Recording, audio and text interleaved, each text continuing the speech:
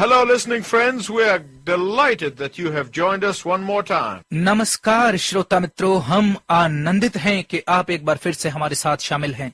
Some of you have written to us and said that you would like this program to be more often than just once a week. आप में से कईयों ने हमें लिखकर कहा है कि अच्छा होगा यदि ये कार्यक्रम सप्ताह में एक बार के बजाय अधिक दिन दिया जाए।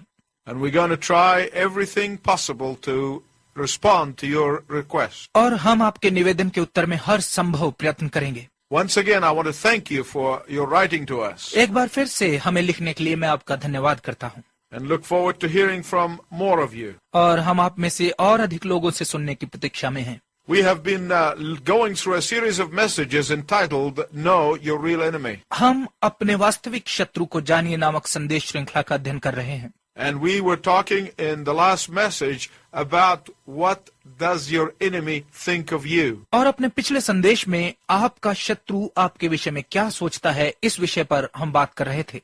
And we talked about the three areas in which Satan attacks. और हमने 3 क्षेत्रों के विषय में बात की जिन पर शैतान हमला करता है। Do you remember what they are? आपको याद है वो कौन से थे? Okay.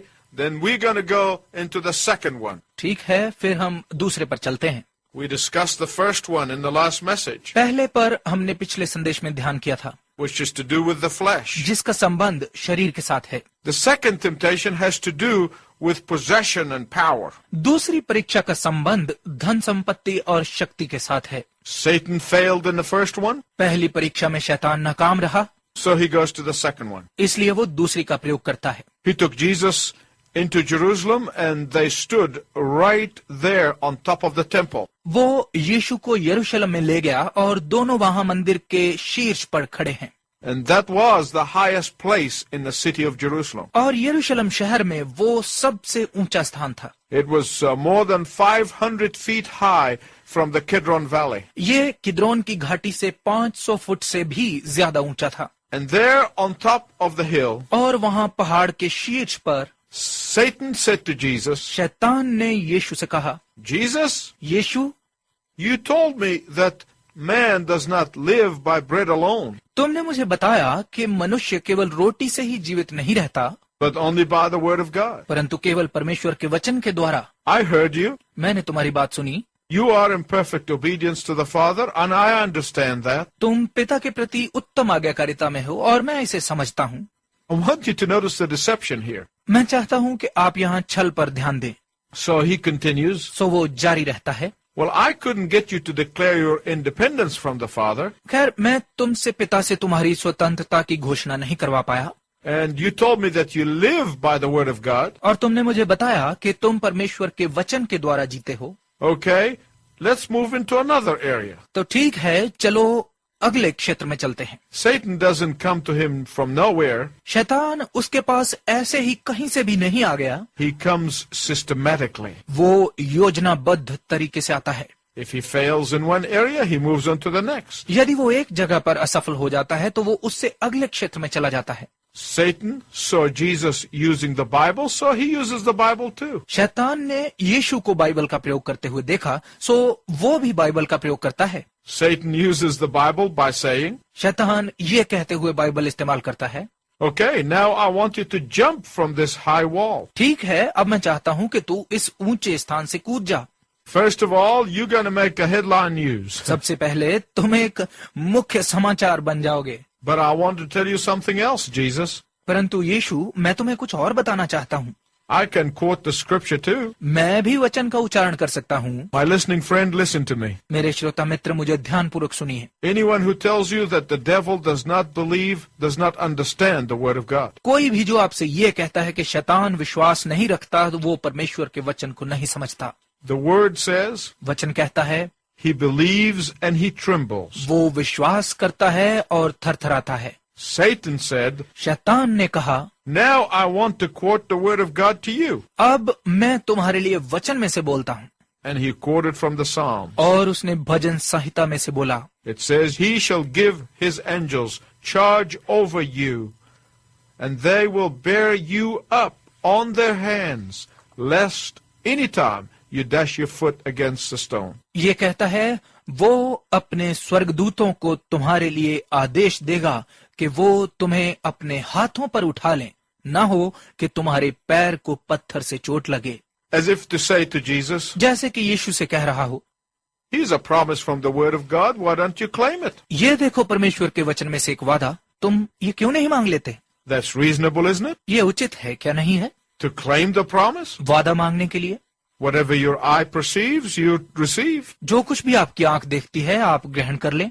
But that's the gospel of greed. परंतु ये लोभ का समाचार है। Some people are saying that if you name a promise and you claim that promise, it's yours. कुछ लोग कहते हैं कि यदि आपको किसी वादे का नाम पता है और आप इसे मांगते हैं तो ये आपका हो जाता है, But this is wrong. परंतु ये गलत है।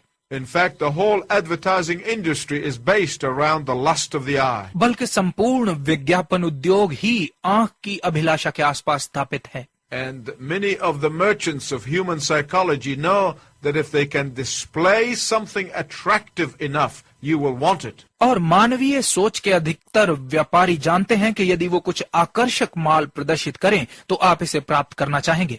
So you would want to buy the thing whether you need it or not. तो आप उस वस्तु को खरीदना चाहेंगे चाहे आपको उसकी आवश्यकता है या नहीं। Because you see it, you feel that you have to have it. क्योंकि आप उसे देखते हैं इसलिए आपको लगता है कि इसे ले ही लेना चाहिए।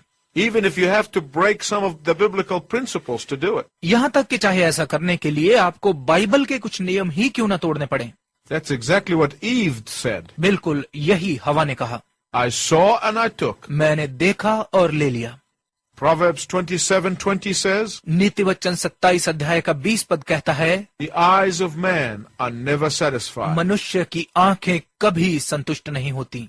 The Bible says that he would give his angels charge over you, said Satan. शैतान ने कहा, बाइबल कहती है कि वो अपने स्वर्गदूतों को तुम्हारे लिए आदेश देगा। But the promise was to those who are obedient to God's will, परंतु वादा उनके लिए था जो परमेश्वर की इच्छा के प्रति वफादार हैं, those who want to live in God's will. उनके लिए जो परमेश्वर की इच्छा में जीना चाहते हैं। And walking according to the word of God means that you don't put God to the test. और परमेश्वर के वचन के अनुसार चलने का अर्थ है कि आप परमेश्वर को परीक्षा में नहीं डालते। And the only time God said test me is in the area of the tithing. और एकमात्र समय जब परमेश्वर कहता है मुझे परखो, वो है दशवांश देने का क्षेत्र। Otherwise you shall not tempt the Lord your God. नहीं तो आपको प्रभु अपने परमेश्वर को नहीं परखना है। And that's what Jesus told Satan. और यही यीशु ने शैतान से कहा।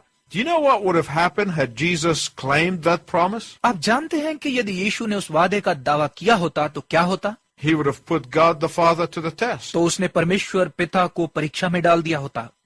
He would have fallen into Satan's trap by saying to God, वो शैतान के जाल में फंस जाता यदि परमेश्वर से कहता, God, परमेश्वर, you can only be true if you visibly prove your word. तुम सत्य तभी हो सकते हो यदि तुम प्रत्यक्ष रूप से अपने वचन को प्रमाणित करो।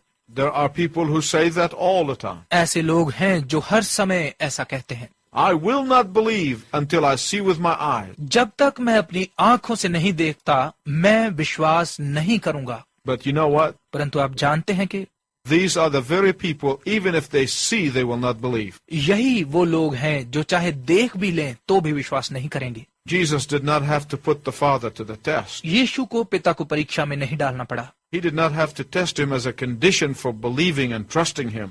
पिता पर भरोसा और विश्वास करने की शर्त के बदले में उसने उसको परीक्षा में नहीं डाला।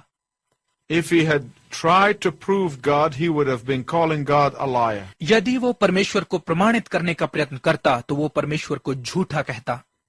And when Satan tries to get you to tempt God, he is getting you to call God a liar. और जब शैतान आपको परमेश्वर को परखने के लिए फंसा लेता है तो वो आपको फंसा रहा है आपके द्वारा परमेश्वर को झूठा कहलवाने के लिए। And in that way, he pulls you down from that perfect high place of trust. और इस तरीके से वो आपको विश्वास के उस उत्तम ऊंचे स्थान से नीचे गिरा देता है। John said there is the lust of the flesh यूहन्ना ने कहा यहाँ शरीर की अभिलाषा है and the lust of the eye और आंख की अभिलाषा and the pride of life. और जीवन का घमंड। Let's come to that third one. आइए तीसरे विषय को देखें। And Jesus would not allow Satan to come through the gate of selfishness जब यीशु ने शैतान को स्वार्थ के द्वार से अंदर नहीं आने दिया or through the gate of desiring and testing God. या इच्छा और परमेश्वर की परीक्षा करने के द्वार से, Satan tries the remaining third gate, तो शैतान बचे हुए तीसरे द्वार का प्रयोग करने का प्रयत्न करता है, the gate of pride. घमंड का द्वार। As if Satan is saying, जैसे कि शैतान कह रहा हो, okay, Jesus, ठीक है यीशु, you said that the birds have nests and the foxes have holes, तुमने कहा कि पक्षियों के घोंसले और लोमड़ियों के घुरने हैं, but there is no place for the Son of God to lay his head. परंतु परमेश्वर के पुत्र के लिए सिर रखने का भी स्थान नहीं है। Okay, I heard what you said. ठीक है, जो तुमने कहा मैंने सुना। I am going to make you a deal. मैं तुम्हारे साथ एक सौदा करता हूँ। Your poverty is over. समझ लो तुम्हारी गरीबी अब समाप्त हो गई।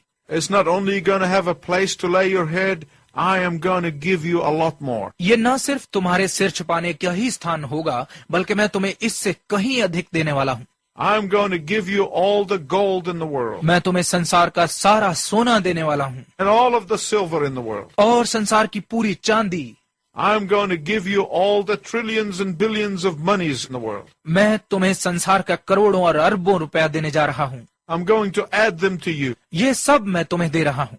I'm only going to ask you to do one small thing. मैं तुम्हें केवल एक छोटा सा काम करने के लिए कहूंगा। Bow down to me. मेरे सामने झुक जा। I want to explain something to you, my listening friend. मेरे श्रोता मित्र, मैं आपको विस्तार पूर्वक कुछ बताना चाहता हूँ। When God the Creator created the world, जब सृष्टिकर्ता परमेश्वर ने सृष्टि की रचना की, He handed over the ruling of the world to Adam. तो उसने संसार का सारा अधिकार आदम को सौंप दिया। He said to Adam, Adam, उसने आदम से कहा, आदम, I'm going to give you the scepter. मैं तुम्हें राजदंड दे रहा हूँ। But when Adam disobeyed God and followed Satan's temptation, परंतु जब आदम परमेश्वर की अवहेलना कर शैतान की परीक्षा में गिर गया, he handed over his scepter to Satan. तो उसने अपना राजदंड शैतान को सौंप दिया। And Satan has been the usurper. और शैतान है ही हड़पने वाला। He has been called the God of this world. उसे संसार का ईश्वर कहा जाता है। He has been a usurper of the world from that moment on. वो उसी क्षण से संसार को हड़पने वाला रहा है। And it has always have been God's purpose to arrest the scepter from Satan's hand and give it to Jesus. और परमेश्वर का हमेशा से यही उद्देश्य है कि वो शैतान के हाथ से उस राजदंड को वापस छीनकर यीशु को दे। And the Son of Man came to die on the cross and to rise again so that he becomes the King of Kings and the Lord of Lords. और मनुष्य का पुत्र क्रूस पर मरने और फिर से जी उठने के लिए आया ताकि वो राजाओं का राजा और प्रभुओं का प्रभु बन जाए।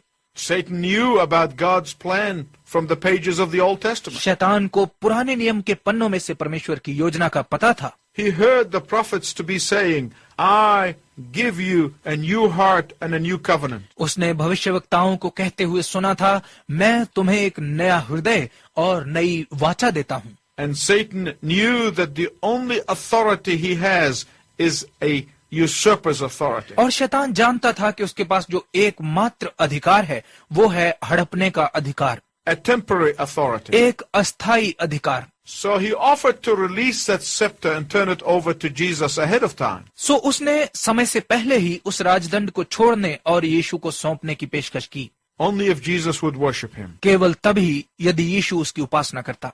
This was the climactic temptation that Satan put before Jesus. ये एक मौसमी परीक्षा थी जो उसने यीशु के सामने रखी। First, he wanted him to disobey and satisfy the cravings of the flesh. पहले उसने चाहा कि यीशु अनाज्ञाकारिता करते हुए शरीर की तीव्र इच्छाओं को संतुष्ट करे, But Satan failed. परंतु शैतान असफल हुआ। Secondly, he tried to get him to doubt the word of God and to test God through the eye gate. दूसरा, उसने ये प्रयत्न किया कि उससे परमेश्वर के वचन पर संदेह और आंखों के द्वार के द्वारा परमेश्वर की परख करवाए। But you know, those first two were really incidentals. परंतु आपको पता है कि पहली दो परीक्षाएं वास्तव में गैर जरूरी थी। Satan used these two gates to get to his ultimate prize, इन दो दरवाजों का प्रयोग उसने अपने मुख्य इनाम तक पहुंचने के लिए किया था, to get to the will of Jesus. यीशु की इच्छा तक पहुंचने के लिए। Is it going to be done your way or is it going to be done God the Father's way? क्या ये आपके तरीके से होने वाला है या ये परमेश्वर पिता के तरीके से होने वाला है? That is the ultimate aim of Satan, ये है शैतान का मुख्य लक्ष्य, is to get you to do things your way. कि आपसे आपके तरीके से काम करवाए। But when you stay up in the high altitude, परंतु जब आप ऊंचे स्थान में रहते हैं, where you have power over Satan, जहां आप शैतान से अधिक शक्तिशाली हैं, you will be sustained by the Word of God. तो आप परमेश्वर के वचन के द्वारा स्थिर रखे जाएंगे। It means that you believe and that you trust the Word of God with all of your heart. इसका अर्थ है कि आप अपने संपूर्ण हृदय से परमेश्वर के वचन पर भरोसा और विश्वास करते हैं। It means that you only worship the Lord Jesus. इसका अर्थ है कि आप केवल प्रभु यीशु की उपासना करते हैं। And when you are in that high place, Satan cannot get to you. और जब आप उस ऊंचे स्थान में हैं तो शैतान आप तक नहीं पहुंच सकता। And whenever I get under attack by Satan, और जब भी शैतान द्वारा मुझ पर प्रहार किया जाता है, I begin by asking myself the question, तो मैं अपने आप से ये प्रश्न पूछते हुए शुरू करता हूँ, have I been moved from the high place? क्या मैं उस ऊंचे स्थान से हट गया हूँ? Have I lost altitude? क्या मैंने वो ऊंचा स्थान खो दिया है? Because I know that I can have victory when I am soaring high above. क्योंकि मैं जानता हूँ कि जब मैं ऊंची उड़ान भर रहा हूँ तो मैं विजय प्राप्त कर सकता हूँ। Because when Satan fails to appeal to the lust of the flesh, क्योंकि जब शैतान शरीर की अभिलाषा को आकर्षित करने में असफल हो जाता है, if he fails to appeal to the lust of the eye, यदि वो आंख की अभिलाषा को आकर्षित करने में असफल रहता है, if he fails to appeal to our pride, यदि वो हमारे घमंड को आकर्षित करने में असफल रहता है, then he is defeated. तो वो पराजित हो चुका है। He was defeated in the wilderness, वो उजाड़ में पराजित हुआ, and he can be defeated by you वो आपके द्वारा भी पराजित हो सकता है। when you are in the shadow of the Lord Jesus Christ. जब आप प्रभु यीशु मसीह की परछाई में हैं। And if you have not been in the shadow of the Lord Jesus Christ, you can come to him tonight. और यदि आप प्रभु यीशु मसीह की परछाई में नहीं रहे हैं तो आप आज रात ही उसके पास आ सकते हैं। He loves you. वो आपसे प्रेम करता है। He wants you to turn to him. वो चाहता है कि आप उसकी ओर मुड़ें। He wants to give you salvation. वो आपको उद्धार देना चाहता है। He wants to take you to heaven. वो आपको स्वर्ग ले जाना चाहता है। Will you make that decision tonight? क्या आज रात आप ये फैसला करेंगे? Until we see you next time, I'm going to be praying for you. आपसे अगली बार फिर मिलने तक मैं आपके लिए प्रार्थना करता रहूंगा।